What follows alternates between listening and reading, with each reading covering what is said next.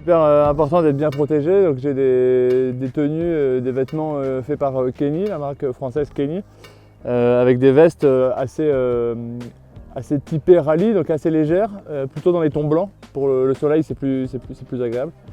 Ça capte moins la chaleur, avec un peu d'aération et surtout avec des poches adaptées.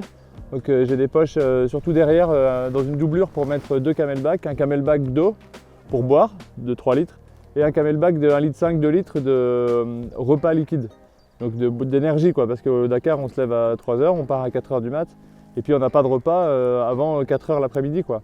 Donc j'ai des barres d'énergie dans ma poche et de l'eau et des repas liquides quoi, dans une poche de camelback.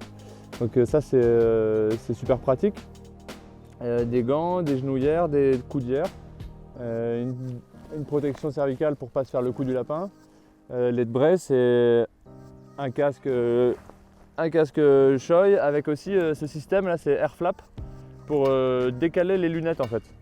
Et quand il fait très chaud, ça permet d'avoir un peu plus d'air et de ne pas avoir un système anti-buée quoi. C'est assez simple et c'est un bon système que j'utilise. Des bottes format spécialement aérées pour pas avoir trop chaud, pour pas transpirer parce qu'on fait 10-12 heures de moto.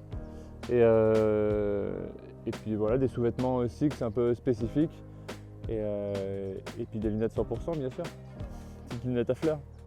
On est obligé d'avoir 3 litres, donc on l'a dans le camelback, 3 litres d'eau minimum et sur la moto on doit aussi avoir une réserve d'eau et nous chez Yamaha on l'a mis dans le bras oscillant. On a étanchéifié le bras oscillant et elle est dans le bras oscillant. Donc on a un petit bouchon à ouvrir, on prend une paille pour la boire et si jamais on a vraiment un problème, parce que mourir de soif ça existe vraiment quoi, au Dakar malheureusement. Pas d'arrêt pipi non plus, j'ai une sonde qui me permet de ne pas m'arrêter avec un tuyau qui descend à la botte,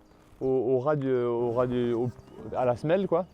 Et donc faut pas me suivre de trop près parfois parce que bon, on n'est pas nombreux à utiliser ça mais c'est bien pratique quoi. En rallye, il y a une bonne ambiance parce qu'on se bat pas, on part pas tous ensemble, on part un par un et on se bat contre le chrono. Bien sûr, on veut battre le chrono du concurrent, du copain, mais il y a quand même une assez bonne ambiance parce qu'on va dans des zones très dangereuses, très hostiles. Et si jamais il y a un gars qui a un problème au bord de la piste, on s'arrête toujours pour faire, même si c'est que 3 secondes, où on demande si tout va bien quoi. Et s'il y a un problème, on s'arrête. C'est la règle, on s'arrête. Et si jamais on doit s'arrêter pour aider quelqu'un qui a eu un problème physique, et ben notre temps, le temps qu'on a passé à aider, ce temps-là nous sera décompté le soir. Donc ça nous encourage aussi à être bienveillant quoi. Après tu laisses pas un mec au milieu du désert s'il a un souci quoi. Tu t'arrêtes, c'est le plus important quand même. C'est vraiment agréable. Tu pars sans stress, tu sais que les autres vont pas te faire de sales coups quoi. Bah ouais, parce que je me suis toujours dit qu'on ne teste jamais rien en course. Jamais rien. Si tu vas utiliser quelque chose, tu peux pas savoir la conséquence. Peut-être que ça va se déchirer, mais tu vas avoir une housse de sel, peut-être qu'elle va te brûler, peut-être que ça va te faire pas très beau à l'usure. Donc faut tout essayer. Si tu essayes pas tout, tu peux avoir des surprises.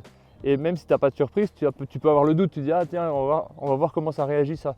Du coup non, on supprime tout. Je teste tout, j'ajuste tout et après j'ai plus de tracas quoi.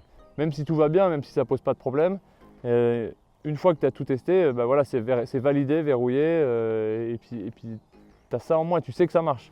T'as pas, imagine tous les problèmes que tu peux avoir.